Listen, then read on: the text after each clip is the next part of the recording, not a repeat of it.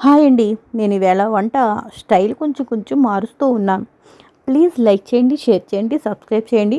కొత్తగా ట్రై చేస్తున్నాను కదా నేను. ఇవన్నీ కూడా విస్మయ్ ఫుడ్ నుంచే మాత్రం నేను ఇది ట్రై చేశాను. టేస్ట్ అయితే మాత్రం సూపర్ ఉందండి. అయితే నేను ఏం చేస్తున్నానో తెలిసిపోయింది కదా మీకు. మనం ఎక్కడికైనా రెస్టారెంట్కి వెళ్తుంటే ఆర్డర్ పెడతాం కదా. ఈ ఆర్డర్ ఈవేళ నేను తయారు చేస్తున్నాను. మనకెందుకు రాదా అని చెప్పేసి అనిపించింది. అయితే మాత్రం పన్నీర్ శుభ్రంగా కొంచెం చిన్న ముక్కలుగా తరిగేసుకుని కొంచెం కార్న్‌ఫ్లోర్ వేసి మాత్రం నేను నూనెలో వేయించేసుకున్నాను. డీప్ ఫ్రై లాగా సూపర్ వచ్చిందండి. ఆయిల్ కూడా లాగలేదు. నెక్స్ట్ ఉల్లిపాయలు, చిన్న అల్లం ముక్క, చిల్లీ సాస్ కాబట్టి పచ్చిమిరపకాయలు కంపల్సరీ ఉండాలి.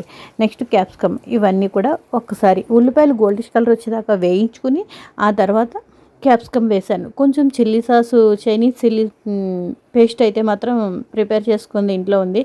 Next soya sauce, next vinegar, tomato sauce, కొంచెం ఉప్పు, కొంచెం కారం, ఆ పైన కొంచెం పెప్పర్, మిరియా పొడి అయితే మాత్రం వేసానండి. ఇవన్నీ వేసిన తర్వాత కొంచెం వాటర్ వేసి ఒక 200 ml 150 ml అయితే వాటర్ వేయమన్నాడు.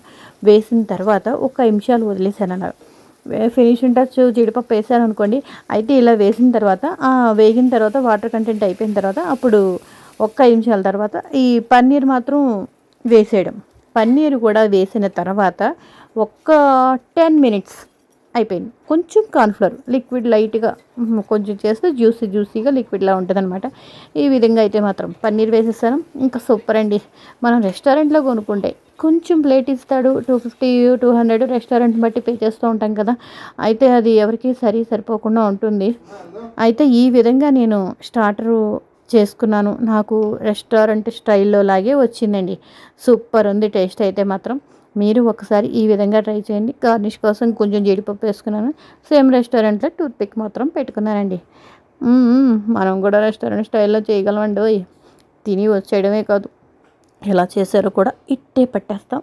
ఈ లేడీస్ అయితే మాత్రం డబ్బుతో కూడుకున్న పని అంటే కొంచెం ఎలాగైనా చేసేయడానికి, సాధించేయడానికి వెంటనే బ్రెయిన్ పెడతారు కదా. నేను అలాగే పెట్టాను. మీరు కూడా సేమ్ లైక్